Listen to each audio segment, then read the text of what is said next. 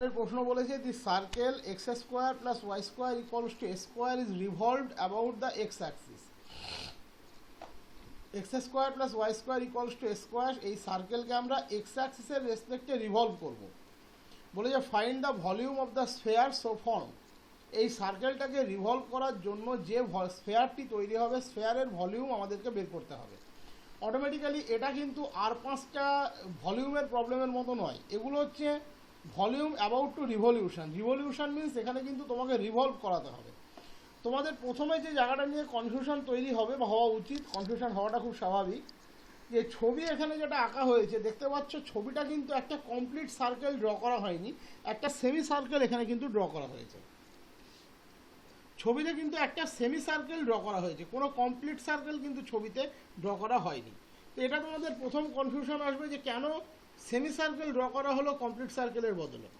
এই বিষয়টা দেখবে আমি এর আগের একটা ভিডিওতেও বলেছি যে কোনো কার্ভ যদি অটোমেটিক্যালি বোথ সাইডে সিমেট্রিক হয়, সে যখন রিভলভ করবে তার একটা পোর্শন রিভলভ করে যা তৈরি করবে তার এন্টায়ার পোর্শনটা তৈরি করে কিন্তু একই জিনিস তৈরি করবে। এমন নয় যে পুরো সার্কেল থাকলে সেখানে দুটো স্ফেয়ার তৈরি হবে, সেমি সার্কেল দিয়েও একটা স্ফেয়ার তৈরি হবে, টোটাল সার্কেল থাকলে সেটা দিয়েও একটা স্ফেয়ারই তৈরি হবে। এমন নয় যে উপরে এবং নিচে দুটো সেপারেট ব্রাঞ্চ দুটো সেপারেট স্ফেয়ারকে জেনারেট করবে।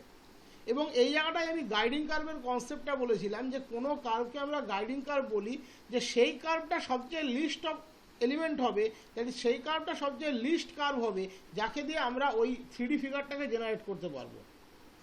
দ্যাট ইজ এখানে এই সেমি সার্কেলটাকে রিভলভ করিয়ে ও এক্সের রেসপেক্টে আমরা কিন্তু স্ফেয়ার পেয়ে যাব। এবং অ্যাজ ওয়েল অ্যাজ এখানে যদি কমপ্লিট সার্কেল ড্র করি তাকে রিভলভ করিয়েও কিন্তু আমরা একই স্ফেয়ার পাবো। তাহলে স্ফেয়ারকে জেনারেট করতে সবচেয়ে লিস্ট আমাকে কাকে রিভলভ করাতে হচ্ছে? সেমি সার্কেলকে। তাহলে সেমি সার্কেলই কিন্তু আমার গাইডিং কার্ভ। এবং আমি কমপ্লিট সার্কেল নিলে যে আমার উপর এবং নিচে দুটোর জন্য আমি সেপারেট ভলিউম ইন্টিগ্রেট করব বা ইন্টিগ্রেশনের রেঞ্জ সেপারেট নেব তা কিন্তু নয়, আমি রেঞ্জ কিন্তু একটাই নেব। তাই এই জায়গাটায় প্রথম যে জিনিসটা বলা আছে এটা দেখো, এবং এটা নিয়ে আমি বেশ কিছু ছবি তার জন্য এঁকে দিয়েছি যাতে বুঝতে কোনো অসুবিধা না হয়, সেগুলো দেখাচ্ছি। প্রথমে বলেছে we know that the sphere is the solid of revolution generated by the revolution of semi circular area about its diameter. That is এই এবি আর্ক এবং এক্স অ্যাক্সিসের মধ্যে এই যে এরিয়াটা আছে, এই এরিয়াটাকে যদি আমরা এক্স অ্যাক্সিসের রেসপেক্টে রিভলভ করি, আমরা এরিয়াকে হাইট দিলেই কি পেয়ে যাব? ভলিউম পেয়ে যাব। দ্যাট ইজ যখনই আমি ওকে রিভলভ করাবো হাইটটা নিয়ে নেবে এবং ও কিন্তু ভলিউম জেনারেট করবে। এবার আমি বলতে চাইছি যে এই সেমি সার্কুলার আর্কের বদলে যদি আমরা একটা কমপ্লিট সার্কেল নিতাম x square plus y square equals to a square, এ যদি এক্স অ্যাক্সিস দ্যাট ইজ ডায়ামিটারের রেসপেক্টে যদি রিভলভ করতো, এমন নয় যে স্ফেয়ারের ভলিউমটা ডবল হয়ে যেত, তা কিন্তু হবে না, স্ফেয়ারের ভলিউম একটাই থাকবে। বাট সবচেয়ে সিম্পলেস্ট হয়ে আমরা যদি সেমি সার্কুলার আর্কের মধ্যে এবং এক্স অক্ষের মধ্যে যে এরিয়া বাউন্ডটা আছে তাকে যদি রিভলভ করায়, তাহলে এরিয়া গুণ হাইট আমরা ভলিউম পাবো, এবং এক্ষেত্রে একই ভলিউম পাওয়া যাবে। তাই প্রশ্নে যতই তোমাকে বলুক যে সার্কেলকে রিভলভ করিয়ে তুমি স্ফেয়ার বানাও, তুমি সার্কেলের সেমি সার্কেলটিকে নিয়েই কিন্তু ক্যালকুলেশন করবে। এমন নয় যে উপরের জন্য এখানে ও এক্সের রেসপেক্টে সিমেট্রিক, এটাকে ও এক্স কনসিডার করো, ও এক্সের রেসপেক্টে সিমেট্রিক বলে এটা আলাদা ক্যালকুলেট হবে, এটা আলাদা ক্যালকুলেট হবে, বা উপরের পোর্শনটার ক্যালকুলেশন করে 2 দিয়ে গুণ হবে, এরকম কোনো কনসেপ্ট কিন্তু এখানে আসবে না। এখানে কনসেপ্ট একটাই যে এর সেমি সার্কেল দ্যাট ইজ ও এক্সের উপরের হাফের যে বাউন্ডেড এরিয়া, সে যদি ও এক্সের রেসপেক্টে রিভলভ করে তাহলে সে যেটা ভলিউম দেবে দ্যাট ইজ দ্য স্ফেয়ার। এবং সেটা কমপ্লিট সার্কেল রিভলভ করলে আলাদা কিছু আসবে না বা ডবল কিছু আসবে না, আমাকে এরিয়াকে হাইট দিতে হবে। এরিয়া যেইমাত্র রিভলভ করলো, কালকে তো আমি একটা লাইভ ডায়াগ্রাম দিয়ে দেখিয়েছি, তাহলে অটোমেটিক্যালি সেই হাইটটা কিন্তু পেয়ে যাবে এবং এরিয়া গুণ হাইট আমরা ভলিউম পেয়ে যাব। এখানে জিনিসটা আমি লিখে দিয়েছি, a sphere is generated by the revolution of a semicircle. তাই যতই সার্কেল বলা থাক আমাদের প্রয়োজন কিন্তু এখানে সেমি সার্কেল, এবং স্ফেয়ারটা এরকম দেখতে হবে। এবং আমি তার ভেতরটা দেখো কালার করে দিয়েছি, এখানে কালার করে দেওয়ার একটাই কারণ এটা বোঝানোর জন্য যে এটা সলিড বডি, এবং এই সলিড বডিটা জেনারেট করার জন্য একটা সেমি সার্কেলই যথেষ্ট, কমপ্লিট সার্কেলের কোনো প্রয়োজন নেই। তাহলে আমরা অলরেডি ফর্মুলা পড়ে এসেছি, কী ছিল? যে এক্স অক্ষ কোনো একটা এরিয়া যেটা এক্স অক্ষের উপরে আছে সে এবং এক্স অক্ষ যে ভলিউমটাকে জেনারেট করবে ও এক্স এর রেসপেক্টে রিভলভ করে, তার ফর্মুলা কি হয়, পাই ওয়াই স্কোয়ার ডিএক্স। ইন্টিগ্রেশনের রেঞ্জ হবে এক্স এর রেসপেক্টে, এখানে ইন্টিগ্রেশনটা হবে বি টু এ, বি পয়েন্টের এক্স এর কোঅর্ডিনেট মাইনাস এ পয়েন্টের এক্স এর কোঅর্ডিনেট এ, দ্যাট ইজ ইন্টিগ্রেশনটা হবে মাইনাস এ টু এ পাই ওয়াই স্কোয়ার ডিএক্স। আমি আবারও বলছি, কেউ এটা নিয়ে কনফিউজড হবে না যে তুমি যদি টোটাল সার্কেলটাকে নিতে তাহলে ওর সাথে আবার একটা 2 গুণ করতে হতো কিনা। এমন নয় যে এই টোটাল সার্কেলটা ও এক্স এর রেসপেক্টে রোটেট করলে ডবল স্ফেয়ার জেনারেট করবে। স্ফেয়ার একটাই জেনারেট হবে, সেটা সেমি সার্কেলই এনাফ সেটাকে জেনারেট করার জন্য। টোটাল সার্কেল জেনারেট করলে কোনো ডবল স্ফেয়ার আসবে না, ডবল ভলিউমের কোনো কনসেপ্ট আসবে না। তাই তুমি যদি পরীক্ষাতে এই টোটাল সার্কেলের ছবি আঁকো, তোমার ক্ষেত্রেও কিন্তু মাথায় রাখতে হবে ভলিউম এটাই আসবে, মাইনাস এ টু এ পাই ওয়াই স্কোয়ার ডিএক্স। এই বিষয়টা তোমরা লুপের ক্ষেত্রে আরও ক্লিয়ার বুঝতে পারবে। তার কারণ হচ্ছে লুপের ক্ষেত্রে টোটালটা না এঁকে আমাদের কোনো রাস্তা থাকবে না, কারণ লুপের ক্ষেত্রে লুপটাকে আইডেন্টিফাই করার জন্য আমাদেরকে টোটালটাই আঁকতে হবে, দ্যাট ইজ সেক্ষেত্রে উপরে এবং নিচে টোটালটাই আঁকতে হবে। এখানে যেটা আমি সার্কেল বলেছি কিন্তু সেমি সার্কেল এঁকে পার পেয়ে গেলাম, ওখানে কিন্তু আমরা পাবো না। ওখানে আমাদেরকে লুপ বলতে টোটাল লুপটাই এঁকে দেখাতে হবে, দ্যাট ইজ আপার হাফ, নিচের হাফ, লোয়ার হাফ দুটোই কিন্তু দেখাতে হবে, আপার হাফও দেখাতে হবে, লোয়ার হাফও দেখাতে হবে।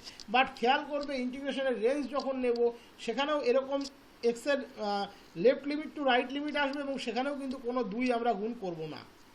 গুণ না করার কারণটা আমি ক্লিয়ারলি তোমাদেরকে বোঝালাম যে এখানে আপার হাফ রোটেট করে যা দেবে, টোটাল পোর্শনটা যদি নিতাম টোটাল সার্কেলটা, রিলেশনের কোনো পরিবর্তন, এই রেজাল্টের কোনো পরিবর্তন হতো না। এবার তুমি ওয়াই স্কোয়ারের মানটা এখান থেকে বসাও, এ স্কোয়ার মাইনাস এক্স স্কোয়ার, এক্সের রেঞ্জ হচ্ছে মাইনাস এ টু এ, সিম্পল ইন্টিগ্রেট করো, সিম্পল ইন্টিগ্রেট করলে পাবে 4 পাই এ কিউব বাই 3, দ্যাট ইজ আমরা জানি যে ভলিউম অফ এ স্ফেয়ার, যার রেডিয়াস হচ্ছে এ।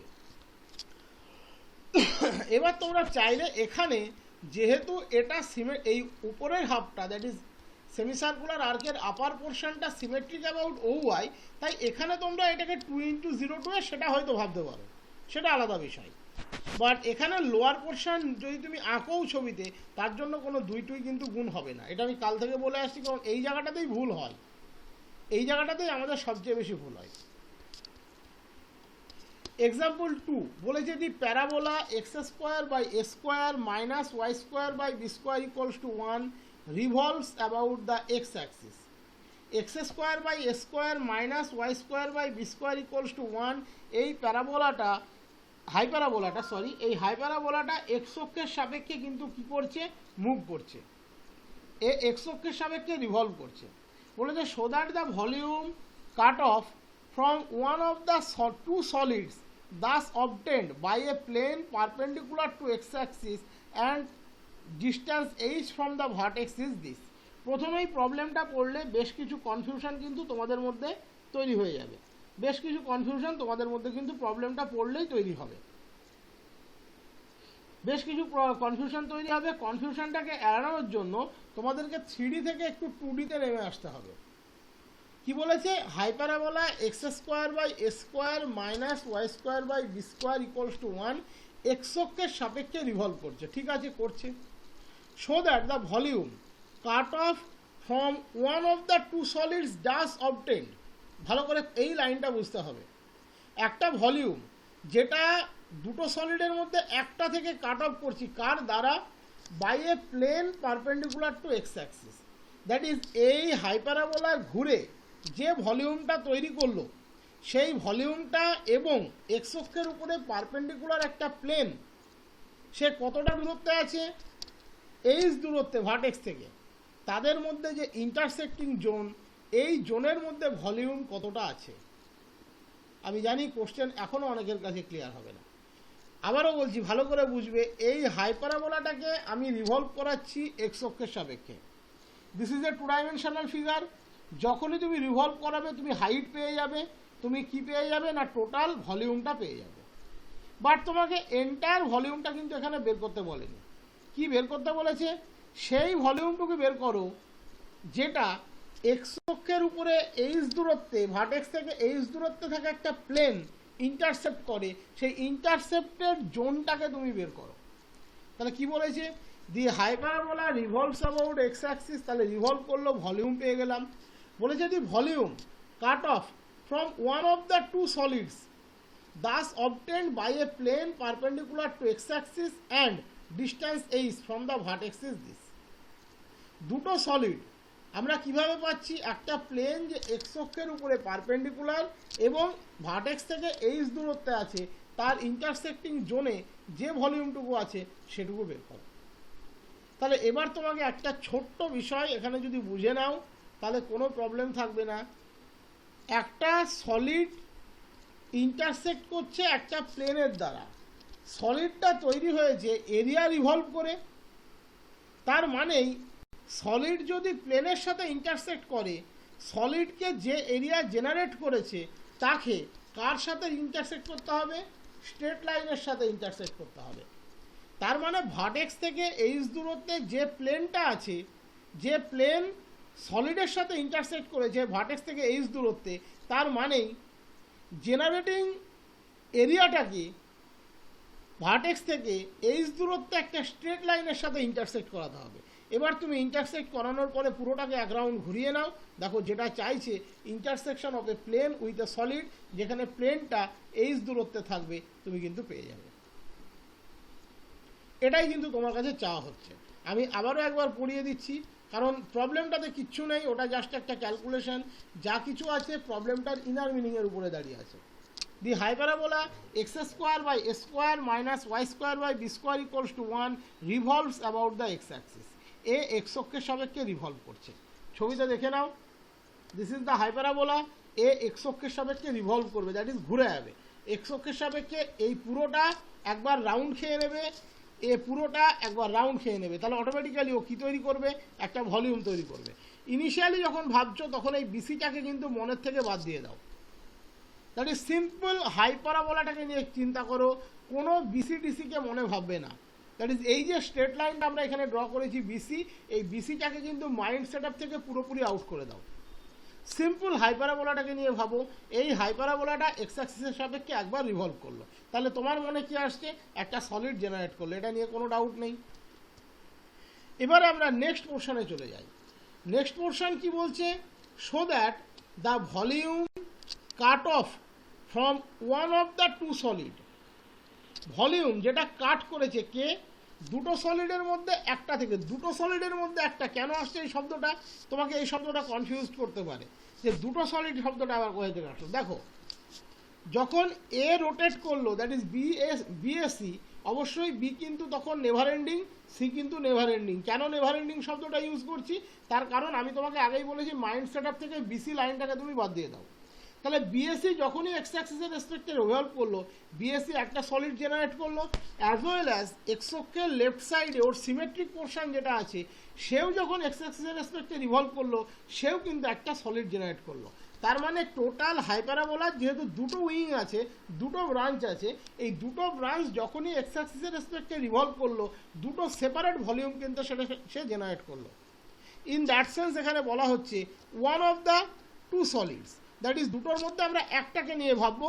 দ্যাট ইজ এই দুটো ব্রাঞ্চের রিভলভ নিয়ে আমাদের চিন্তাভাবনার কোনো প্রয়োজন নেই, আমরা একটাকে নিয়ে ভাববো। এবার স্বাভাবিক আমরা যদি ভাবি তাহলে এক্স অক্ষের পজিটিভটাকে নিয়েই ভাববো, কারণ আমরা পজিটিভ নিয়ে কাজ করতে বেশি হ্যাবিচুয়েটেড। কার সাথে কাট করবে বলেছে, obtained by a plane perpendicular to x axis and distance h from the vertex. That is যে সলিডটা জেনারেট করলো, সেই সলিডটা ভার্টেক্স থেকে এইচ দূরত্বে থাকা একটা প্লেনের সাথে যে পোর্শনটা ইন্টারসেপ্ট করবে, সেই ইন্টারসেপ্টেড ভলিউমটাকে তুমি বের করো। তার মানে আবার একবার ভালো করে বলছি, এই জায়গাটা বুঝবে। প্রথমে তুমি একটা ব্রাঞ্চ নিয়ে ভাবো, দুটো ব্রাঞ্চ নিয়ে আর ভাবার কোনো প্রয়োজন নেই, কারণ এই ব্রাঞ্চটাকে নিয়ে আমরা কোনো কাজ করছি না, আমরা one of the two solid নিয়ে কাজ করছি। প্রথমে ভাবো যে এই ব্রাঞ্চটা মুভ করছে, এর উপরে কোনো বিসির অস্তিত্ব নেই, এ মুভ করলো, তাহলে একটা ভলিউম পেলে। এবার বলছে ভার্টেক্স থেকে এইচ দূরত্বে, দ্যাট ইজ এবার তুমি বিসিকে ইন্ট্রোডিউস করো, এখানে একটা প্লেন নিয়ে নিলে, তাহলে ওই ভলিউমটাকে একটা প্লেন কাট করে বেরিয়ে গেল। তাহলে মিডিলে যে ভলিউমটা তৈরি হলো, এই যে ভলিউমটা বিএসসিকে রোটেট করে পাচ্ছি, সেই ভলিউমটা কত, দ্যাট ইজ এই পুরো ব্রাঞ্চটাকে আমরা এক্স অ্যাক্সিসের সাপেক্ষে রোটেট করালাম, রোটেট করানোর ফলে একটা ভলিউম তৈরি হলো। ভালো করে জায়গাটা শুনবে তাহলে বুঝতে পারবে। এই পুরো অ্যাক্সিসের সাপেক্ষে এই ব্রাঞ্চটাকে আমরা রোটেট করালাম, এটার অলরেডি একটা এরিয়া ছিল, যখনই আমি রোটেট করালাম সে হাইট পেলো, দ্যাট ইজ ভলিউমে কনভার্ট হয়ে গেল। তাহলে এই পুরো ব্রাঞ্চটাকে আমরা এক্স অক্ষের সাপেক্ষে রোটেট করিয়ে একটা ভলিউম পেলাম। বলেছে ভার্টেক্স থেকে এইচ দূরত্বে, ভার্টেক্স থেকে কত দূরত্বে? এইচ দূরত্বে তুমি একটা প্লেন কনসিডার করো, সেই প্লেন এই ভলিউমকে কাট করার পরে ইন্টারসেপ্টের যে ভলিউমটা সেটা কত। এবার দেখো তাহলে প্লেনটা কাট করছে কখন? ডাইরেক্ট কি এই ব্রাঞ্চটাকে কাট করছে না, ব্রাঞ্চটা রিভলভ করার পরে যে ভলিউমটা তৈরি হচ্ছে তাকে কাট করছে। তাহলে 3Dতে প্লেন ভলিউমটা কাট করছে প্লেনকে, দ্যাট ইজ প্লেন কাট করছে ভলিউমকে। তাহলে 2Dতে কি হবে? সেই প্লেনটাকে আমরা কি দিয়ে জেনারেট করব? সিম্পল একটা স্ট্রেট লাইন দিয়ে রিপ্রেজেন্ট করব। দ্যাট ইজ 2Dতে এই কার্ভের ব্রাঞ্চটাকে একটা স্ট্রেট লাইনই ইন্টারসেক্ট করবে। এবার তুমি পুরোটাকে রিভলভ করাও, দেখো তোমার যেটা চাইছে সেটা তুমি পেয়ে যাবে। বিএসিকে তুমি যদি রিভলভ করাও ওএক্স এর রেসপেক্টে তুমি ভলিউম পেয়ে গেলে, আর বিসিকে তুমি যখন ঘুরিয়ে নিলে একটা প্লেন পেয়ে গেলে, দ্যাট ইজ প্লেন অফ ইন্টারসেকশনটা তুমি পেয়ে গেলে। এবার তোমার মনে একটা প্রশ্ন আসতে পারে, স্যার বিসিকে ঘোরালে তো আমি কখনোই প্লেন পাবো না, একটা সার্কেল পেতে পারি। তাই তো হবে, একটা সলিডকে যখন একটা প্লেন ইন্টারসেক্ট করে বেরিয়ে যাবে, দ্যাট ইজ অ্যাটলিস্ট একটা হাইপারাবোলার ব্রাঞ্চকে হাইপারাবোলাটা ঘোরানোর পরে এই যে পোর্শনটা এটা তো একটা সার্কেল মতোই হবে। আর সেটাকে যখন একটা প্লেন কাট করে বেরিয়ে যাবে তখন এটা তো একটা মানে যেখানে সে ছেদ করে যাচ্ছে প্লেনের সাথে ভলিউমের যে ইন্টারসেপ্টেড জোন সেটা তো একটা সার্কেলই হবে। ইন দ্যাট সেন্স ঠিকই আছে, বিসিকে তুমি যখন রোটেট করাচ্ছ তুমি একটা সার্কেলই পাবে। দ্যাট ইজ আমরা সোজা ভাষায় বলতে পারি 3Dতে গিয়ে সলিডটার সাথে প্লেনের ইন্টারসেকশন মানে 2Dতে এই ব্রাঞ্চের সাথে এই স্ট্রেট লাইনের ইন্টারসেকশন, যেখানে স্ট্রেট লাইনটা ভার্টেক্স থেকে এইচ দূরত্বে আছে, দ্যাট ইজ অরিজিন থেকে এ প্লাস এইচ দূরত্বে আছে। এটাকে যদি বুঝে নাও আর কোনো প্রবলেম নেই। এবং একটু খেয়াল করবে, আমি এখানে সেটা বোঝানোর জন্য একটা বিষয় মেনশন করে দিয়েছি, intersection of a plane with solid, একটা সলিডের সাথে একটা প্লেনের intersection nearly equivalent to intersection of the generating region বা কার্ভ বা area with a straight line. কেন বলেছি? কারণ তুমি চোখ বুঝে একবার ভিজুয়ালাইজ করো আমি কি বলতে চেয়েছি, তুমি বুঝতে পারবে। এটা তো 3D, আমার পক্ষে তো এখানে একে বোঝানো সম্ভব নয়। তুমি একবার জাস্ট মনে মনে একে এক্স অ্যাক্সিসের সাপেক্ষে রিভলভ করাও, দেখো তুমি একটা 3D বডি পেয়ে গেলে, যার এই মুখটা যত বাড়বে তত একটা সার্কেল সার্কেল ভাব চলে আসবে। তাকে প্লেনের সাথে কাট করিয়ে দাও, তাহলে ডেফিনেটলি ওটা একটা সার্কেলই হবে। এবার তুমি সেই প্লেনটা কোথায় আছে বলেছে? ভার্টেক্স থেকে এইচ দূরত্বে আছে, দ্যাট ইজ প্লেনটার পজিশন আছে এরকম জায়গাতে। তাহলে প্লেনটা 3D ভলিউমটাকে কাট করলো, তাহলে প্লেনটা 3D ফিগারকে কাট করলো, ওই জায়গাটা একটা সার্কেল মতো হবে।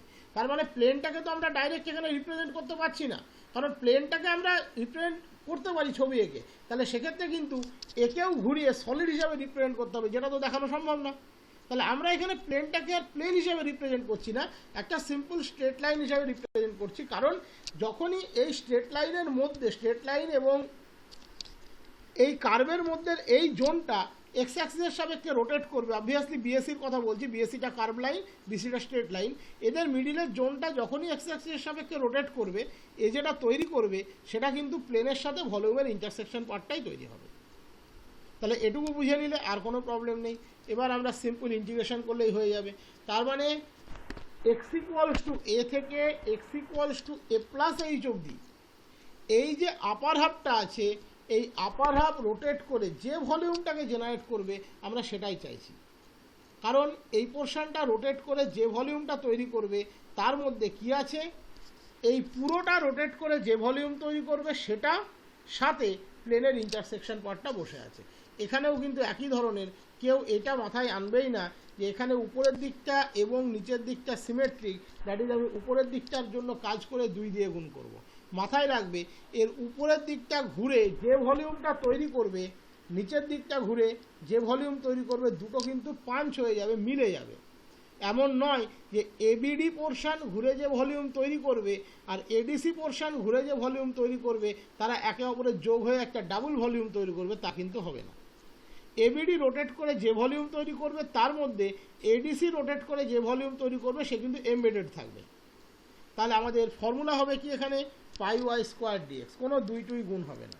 ইন্টিগ্রেশনের রেঞ্জ বলেছে ভার্টেক্স থেকে এইচ দূরত্বে, দ্যাট ইজ এখান থেকে এইচ দূরত্বে, তাহলে অরিজিন থেকে এ প্লাস এইচ দূরত্বে। আর ভার্টেক্স হচ্ছে এক্স ইকুয়ালস টু এ, আর এটা হলো x equals to A plus H. তাহলে ইন্টিগ্রেশনের রেঞ্জ এ টু এ প্লাস এইচ পাই ওয়াই স্কোয়ার ডিএক্স। এবার তুমি ওয়াই স্কোয়ারের মান এখান থেকে ক্যালকুলেট করে বসিয়ে দাও, সিম্পল ইন্টিগ্রেট করো, রেজাল্ট বেরিয়ে যাবে। সেটাই আমরা এখানে দেখো ব্যাখ্যা করেছি, মুখে যেটা বলেছি সেটাই এখানে বলা আছে। Now volume of the solid cut off by a plane perpendicular to x axis and at a distance h from the vertex is same as the volume obtained by revolution of the portion of the curve between x equals to a to x equals to a plus h about x axis। এটাই আমি তোমাদের এতক্ষণ ধরে বোঝানোর চেষ্টা করলাম। Simple integration করলে result নিয়ে কোনো সমস্যা নেই, এটা পাতি ইন্টিগ্রেশন কমপ্লিট করলে এটাই চলে আসবে, আর কোনো প্রবলেম নেই। থার্ড এক্সাম্পল বলেছে find the volume of the solid formed by the revolution about the x-axis of the curve y square into a plus x equals to x square into 3a minus x। বলেছে সলিডের ভলিউমটা বের করো যেখানে এই কার্ভটা x অ্যাক্সিসের সাপেক্ষে revolve করে যে ভলিউমটা তৈরি করবে সেটা বের করো। তো প্রথমে আমরা কার্ভ ট্রেসিংয়ে চলে যাব। তাহলে কার্ভটাকে আমরা ট্রেস করার চেষ্টা করব। পরিষ্কার দেখতে পাচ্ছ এখানে ওয়াই স্কোয়ারের ইভেন পাওয়ার আছে, তার মানে কার্ভটা সিমেট্রিক অ্যাবাউট এক্স অ্যাক্সিস। যখনই আমরা x equals to y equals to 0 বসাবো, কার্ভটাকে স্যাটিসফাই করবে, কার্ভটা অরিজিন দিয়ে পাস করে। লোয়েস্ট ডিগ্রি টার্ম খেয়াল করে দেখো, এ ওয়াই স্কোয়ার আর এখানে আছে 3a x square, that is Y square minus 3x square equals to 0, এরা হচ্ছে কিন্তু এখানে lowest degree term. That is y equals to plus minus √3 into x, এটা হচ্ছে ট্যানজেন্ট অ্যাট দ্য অরিজিন। এখানে একটু ভুল করেছে বইয়ে, এটা y square equals to x square লিখেছে, তা কিন্তু হবে না, এটা y square equals to 3x square হবে, that is y equals to plus minus √3 into x হবে। অবশ্যই ট্যানজেন্ট দুটো রিয়াল এবং ডিস্টিংক্ট, তাহলে অরিজিন এক্ষেত্রে নোড, এটা নিয়ে কোনো সন্দেহ নেই। কিন্তু আমি যেটা বললাম এটা কিন্তু বইয়ে ভুল করেছে, এটা তোমাকে কারেকশন করে নিতে হবে। আমি এই জায়গাটা দেখিয়ে দিচ্ছি তার জন্য। খেয়াল করলেই দেখবে লোয়েস্ট ডিগ্রি টার্ম হচ্ছে এখানে a y square minus 3ax square equals to 0, that is y equals to plus minus √3 into x. অবশ্যই তারা রিয়াল এবং ডিস্টিংক্ট, তাহলে অরিজিন নোড, এটা নিয়ে কোনো সন্দেহ নেই, কিন্তু ক্যালকুলেশনটা ভুল ছিল, ওটা ঠিক করে নেবে। আচ্ছা, যদি আমরা ওয়াই ইকুয়ালস টু 0 বসাই তাহলে পাচ্ছি x square into 3a minus x 0, that is x equals to 0,0,3x। যদি এক্স ইকুয়ালস টু 0 বসাই y square 0, that is y equals to 0,0, তার মানে 0 0 দিয়ে যাবে 3a,0 দিয়ে 0 0 দিয়ে যাবে এবং 3a,0 দিয়ে যাবে, এবং 0 0 দিয়ে স্বাভাবিক, সেক্ষেত্রে দুবার যাচ্ছে। আচ্ছা, অ্যাসিম্পটোট ওয়াই অক্ষের ওয়াই এর সর্বোচ্চ পাওয়ার হচ্ছে এখানে ওয়াই স্কোয়ার, তার coefficient A plus x, that is A plus x equals to 0, x equals to মাইনাসে হচ্ছে অ্যাসিম্পটোট। এক্সের সর্বোচ্চ পাওয়ার এক্সএস কিউব, তার কোএফিসিয়েন্ট কনস্ট্যান্ট, তাহলে এক্সের রেসপেক্টে কোনো অ্যাসিম্পটোট পাচ্ছি না, তাহলে আমরা অ্যাসিম্পটোটটা পেয়ে গেলাম এক্স ইকুয়ালস টু মাইনাসে। Y square equals to x square into 3a minus x by a plus x. Automatically a plus x যদি লেস দ্যান 0 হয়, দ্যাট ইজ এক্স যদি লেস দ্যান মাইনাস এ হয়, তাহলে y square negative, y imaginary, তাহলে x equals to মাইনাসের লেফটে কার্ভের কোনো পোর্শন থাকবে না। 3a মাইনাস এক্স যদি গ্রেটার দ্যান 0 হয় তাহলে কোনো অসুবিধা নেই, বাট 3a মাইনাস এক্স যদি লেস দ্যান 0 হয়, দ্যাট ইজ এক্স যদি গ্রেটার দ্যান 3a হয়, তাহলে x minus 3a greater than 0, 3a minus x less than 0, তাহলে y square negative, y imaginary, তাহলে there is no part of the curve on the right hand side of the point 3a 0। তুমি ভাবতেই পারো sir তাহলে আমি 3a 0 পয়েন্টের ট্যানজেন্টটা বের করি, কোনো প্রয়োজন নেই, তোমার লুফোলটা দেখো এখানে বেরিয়ে গিয়েছে।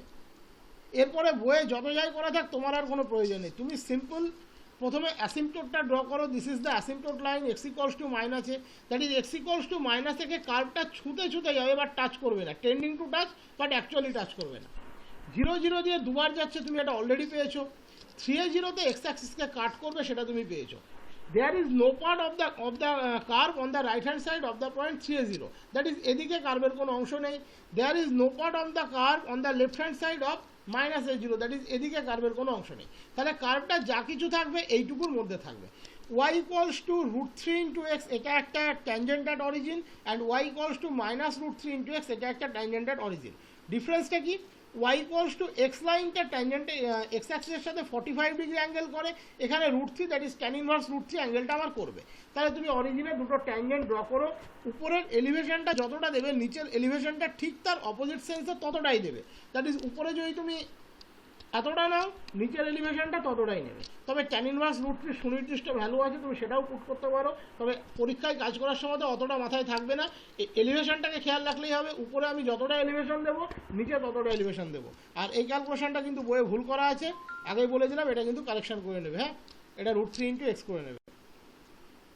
এবার তাহলে ছবিটা আমরা ফাইনালি ড্র করব। তাহলে প্রথমে x মাইনাসের আপার হাফকে টাচ করছে বাট অ্যাকচুয়াল টাচ করবে না, করতে করতে অরিজিন দিয়ে পাস করলো, অরিজিন দিয়ে পাস করে আসছে, আস্তে আস্তে এসে 3a0 পয়েন্টে ইন্টারসেক্ট করলো। মাথায় রাখতে হবে 3a0 রাইট হ্যান্ডে যাবে না। এবার আবার আপার হাফ দিয়ে উঠতে উঠতে অরিজিনকে ডাবল ক্রস করে আবার লোয়ার হাফকে, দ্যাট ইজ x মাইনাসের লোয়ার জোনকে টেন্ডিং টু টাচ করবে না। তাহলে একদম ক্লিয়ার করে দেখো, x মাইনাসেতে ও অ্যাসিম্পটোট রুল বজায় রাখলো, ওকে এক্স্যাক্টলি টাচ করলো না, বা টাচ করার সিচুয়েশনে চলে গেল। 0 দিয়ে দুবার গেল। y √3 × x, y -√3 × x, এদেরকে টাচ করলো অরিজিনে, এবং 3a0 দিয়ে একবার গেল। তাহলে দিস ইজ দ্য কার্ভ। এবার বলেছে এই কার্ভটাকে তুমি এক্স অ্যাক্সিসের সাপেক্ষে রোটেট করাবে। তাহলে রোটেট করালে কোন ব্রাঞ্চটা করবে? দেখো, তোমাকে আবারও সেই একই জিনিস বলবো, এই পুরো লুপটাকে রোটেট করিয়ে তুমি যে ভলিউম পাবে, লুপের আপার হাফকে রোটেট করিয়ে তুমি সেই ভলিউমই পাবে। এমন নয় যে পুরো লুপকে রোটেট করিয়ে তুমি কোনো ডাবল ভলিউম জেনারেট করতে পারবে। এখানে যে সলিডটা জেনারেট হবে তার গাইডিং কার্ভটা হবে আপার হাফ অফ দ্য লুপ, কারণ টোটালটা রোটেট করেও যে হবে, আপার হাফটা রোটেট করেও তাই হবে। এবার অরিজিনে x এর ভ্যালু হচ্ছে 0, এই পয়েন্টে x এর ভ্যালু হচ্ছে 3a। তাহলে ভলিউম কত হবে? Integration 0 to 3a πy² dx। তোমাকে প্রশ্নটা এরকমভাবে না এসে পরীক্ষাতে এরকমও আসতে পারে, বলতে পারে find the volume of the solid formed by the revolution of a loop of the curve, that is of a loop of the curve, এটাও কিন্তু বলতে পারে। সেক্ষেত্রেও কিন্তু বিন্দুমাত্র কোনো চেঞ্জ হবে না, ছবি একই থাকবে, ভলিউম একই থাকবে, কারণ এই পোর্শনটা রোটেট করে যে ভলিউমটা তৈরি করছে সেটাকে কিন্তু আমরা এখানে কালেকশন করছি না, আমরা শুধু লুপের পোর্শনটাকেই কালেকশন করছি।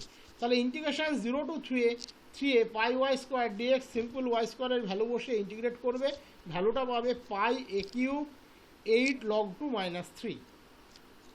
এখান থেকে তোমার মনে একটা প্রশ্ন আসতে পারে, স্যার আমরা এর আগে area between the curve and the অ্যাসিম্পটোটও কিন্তু বের করেছি। একদম ডেফিনেটলি করেছি। তাহলে এখানে একটা অ্যানাদার প্রশ্ন আসতে পারে, স্যার পুরো কার্ভটাকে রোটেট করানো মানে এই এরিয়াটাকেও কি রোটেট করানো নয়? দ্যাট ইজ এর রেসপেক্টেও তো আমরা একটা ভলিউম পাবো, ডেফিনেটলি পাবো, আমি একদম অস্বীকার করছি না ভলিউম পাবো। বাট পরীক্ষাতে যদি কোনো কিছু বলা না থাকে তাহলে আমরা লুপের ভলিউম বের করব, আর যদি লুপের ভলিউম বলা থাকে তাহলেও লুপের ভলিউম বের করব, আর যদি বলা থাকে যে volume between the curve and the asymptote, তবেই আমরা ওই ভলিউমটাকে কনসিডার করব, আদারওয়াইজ করব না। তুমি কোনো বইয়ে বা কোনো থিওরিতে এমন পাবে না যেখানে টোটাল ভলিউম বলেছে বলে লুপেরটাও নিল আবার এটাকেও নিল, কোথাও নেবে না।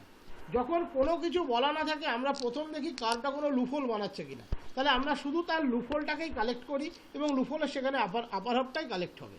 যদি বলে যে find the solid formed by the curve with its asymptote, তাহলে আমরা এই পোর্শনটাকে নেব। আর যদি লুপ বলে দেয় তাহলে তো ডেফিনেটলি লুপ নেব, লুপ না বললেও লুপ নেব, লুপ বললে লুপ নেব, আর যদি স্পেসিফাই করে কার্ভ উইথ অ্যাসিম্পটোট তবেই আমরা এই পোর্শনটাকে নেব। হ্যাঁ, এই পোর্শনটাকেও নেওয়া যেত, আমি রেজাল্টটা বলে দিচ্ছি, খাতায় করে ফেলতে পারো। Integration -a to 0 πy² dx। কেন -a to 0 করলাম? কারণ তুমি নিশ্চয়ই জানো মাইনাসের ভ্যালুটা 0-র চেয়ে ছোট। তাহলে ইন্টিগ্রেশনটা 0 to - হবে না, এক্ষেত্রে -a to 0 হবে। সেম ক্যালকুলেশন হবে, শুধু ইন্টিগ্রেশনের রেঞ্জটা হবে -a to 0, এবং সেটা হবে volume formed by the revolution of the area between the curve and its asymptote. Next problem বলেছে, এখানে দেখো ক্লিয়ার করে দিয়েছে লুপ অফ দ্য কার্ভ। বলেছে the loop of the curve 2ay² = x × x - a তার square revolves about x axis, find the volume of the solid so generated. এখানে loop বলেই দিয়েছে, তার মানে আমরা সিম্পলি লুপই নেব, আর কিছু নেব না। রাইট হ্যান্ড সাইডটাকে অবজার্ভ করলে পাবে এখানে x এর কিউব আছে, বা লেফট হ্যান্ড সাইডে y এর স্কোয়ার আছে, that is curve is symmetrical about x Axis. যদি আমরা x = 0 y = 0 বসাই, কার্ভ কিন্তু অরিজিন দিয়ে যাচ্ছে। এখানে y এর লোয়েস্ট পাওয়ার হচ্ছে, হাইয়েস্ট পাওয়ার হচ্ছে y², আর এদিকে তুমি দেখতেই পাচ্ছ এটাকে ব্রেক করলে তুমি পাবে x³ -2ax² + a × x²। তাহলে ট্যানজেন্ট অ্যাট দ্য অরিজিন কত হবে?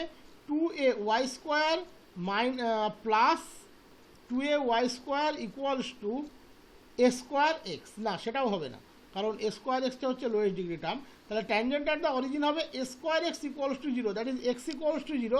ওয়াই অ্যাক্সিস হচ্ছে ট্যানজেন্ট অ্যাট দ্য অরিজিন, আশা করি এটাই থাকবে। হ্যাঁ, ওয়াই অ্যাক্সিস হচ্ছে ট্যানজেন্ট অ্যাট দ্য অরিজিন, কার্ভটা অরিজিন দিয়ে যাচ্ছে এবং এখানে লোয়েস্ট ডিগ্রি টার্ম হচ্ছে a square x equals to zero, that is x equals to zero, y axis হচ্ছে ট্যানজেন্ট অ্যাট দ্য অরিজিন। যদি আমরা ওয়াই ইকুয়ালস টু জিরো বসাই আমরা পাচ্ছি x equals to zero comma a. Okay, আচ্ছা, যদি আমরা এক্স ইকুয়ালস টু জিরো বসাই পাচ্ছি y equals to zero, that is zero zero দিয়ে একবার যাবে আর এ জিরো দিয়ে আমরা এখানে দুবার পাচ্ছি। কার্ভের কোনো অ্যাসিমটোট নেই, কারণ ওয়াই এর highest power y square coefficient 1, x এর highest power x cube coefficient 1, that is horizontal ভার্টিক্যালটা নেই। Y square equals to x into x মাইনাসে তার whole square by 2a। Observe করবে এক্স যদি এখানে গ্রেটার দ্যান এ হয় তাহলে এক্স মাইনাস এ কিন্তু positive, that is x greater than a পোর্শনে, দ্যাট ইজ এ জিরোর রাইট হ্যান্ড সাইডে কার্ভের পোর্শন কিন্তু থাকবে, কার্ভ কিন্তু স্টপ হয়ে যাবে না। যদি এক্স লেস দ্যান জিরো হয় তাহলে y square negative, y imaginary, so there is no part of the curve on the right hand side of the অরিজিনের on the left hand side of the অরিজিনের বাম দিকে কার্ভের কোনো অংশ থাকবে না, দ্যাট ইজ এদিকে কোনো অংশ থাকবে না, বাট এ জিরোর ডান দিকে কিন্তু ডেফিনেটলি থাকবে, কারণ এক্স গ্রেটার দ্যান এর জন্য এক্স মাইনাস এ স্কোয়ার পজিটিভ হচ্ছে। তাহলে ছবি আঁকা আর কোনো বিষয় থাকলো না আমাদের। তাহলে অরিজিন থেকে স্টার্ট করলেও এ পয়েন্ট যে রিপিট হচ্ছে, তাহলে এ পয়েন্টের লেফট থেকে রাইট থেকে স্টার্ট করলাম, কারণ এ পয়েন্টের রাইটে কার্ভের পোর্শন আছে এবং কার্ভটা symmetric about x axis, that is ও এক্সের নিচে কার্ভের চেহারা যেমন হবে ও এক্সের উপরে কার্ভের চেহারা কিন্তু ডেফিনেটলি একই রকম হবে। তাহলে এখান থেকে আমরা স্টার্ট করলাম, উপর দিয়ে উঠছি, এসে জিরোতে এসে মিলে দিলাম, আবার জিরো দিয়ে নামছি, এ পয়েন্টে আবার কাট করলাম, যেমন আমরা নিচের দিকটা ড্র করেছি তেমনই উপরের দিকটা ড্র করব, কারণ সিমেট্রিক অ্যাবাউট এক্স অ্যাক্সিস। তাহলে এখানে পুরো লুপটা কোথায় থেকে কোথার মধ্যে আছে, এক্স ইকুয়ালস টু জিরো থেকে এর মধ্যে আছে। পুরো লুপ রোটেট করে যে ভলিউম দেবে, লুপের আপার হাফ রোটেট করে কিন্তু সেম ভলিউম দেবে, দ্যাট ইজ লুপের জন্য কোনো 2 দিয়ে গুণ করার কোনো বিষয় নেই, দ্যাট ইজ রিকোয়ার্ড ভলিউম কত হবে, integration 0 to a pi y square dx, কেউ 2 দিয়ে ভুলে গুণ করে দিও না। ওকে, তাহলে required volume integration 0 to a pi y square dx, ওয়াই স্কোয়ারের ভ্যালু বসিয়ে দাও, সিম্পল ইন্টিগ্রেশন, এটা নিজেরাই করে ফেলতে পারবে, pi a cube by 24, this is the final result. এরপরে আছে এনি অ্যাক্সিস অফ রিভলিউশন, এটা আমরা পরের ভিডিও